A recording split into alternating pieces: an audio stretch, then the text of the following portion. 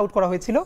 আমি যে বাসাটা যে আপার বাসায় ছিলাম, ওনার ভাইও আওয়ামী লীগের ওয়ার্ডের একজন বড় নেতা। গণহত্যা করে নাই, গুম করে নাই, খুন করে নাই, হত্যা করে নাই, কিন্তু সে ফিলোসফিক্যালি আওয়ামী লীগ।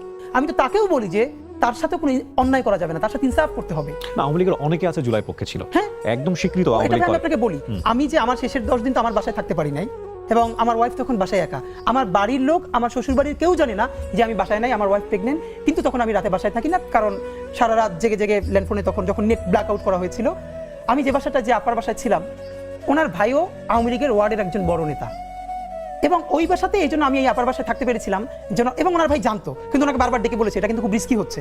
বাট এবং ওই আপা, আমি অনেক টকশোতে বলেছি, উনি রাত 2টায় 3টায় আমার সাথে ব্রাকের সামনে, ইস্ট ওয়েস্টের সামনে, তারপরে আবুল হোটেলের ওখানে বোরকা পরে ফাইল নিয়ে হসপিটালের আমার সাথে গেছেন। কারণ ঠিক তখন আমার ওখানে যাওয়া দরকার ছিল অবস্থা বোঝার জন্য। আমি একটা লুঙ্গি পরে, টি শার্ট পরে তার সাথে গেছি, এবং সে হসপিটালের ফাইল নিয়েছে যাতে বুঝতে পারি যে আমাদের ইমার্জেন্সি হসপিটালে যাওয়া প্রয়োজন আমার বোনকে সাথে নিয়ে। তো এটা তো সত্য। তো এই জন্য আমরা চাই যারা আওয়ামী লীগের গণহত্যার সমর্থক না, তাদেরকেও আপনি একটা স্পেস দেন। তবে তার আগে কি করতে হবে? এই গণহত্যার বিচারটা করতে হবে। বিচার করে তারপরে তাকে নতুন করে স্পেস দিতে হবে। তো এই ঘৃণা তো আমরা আওয়ামী লীগের মতো ছড়াতে পারি না।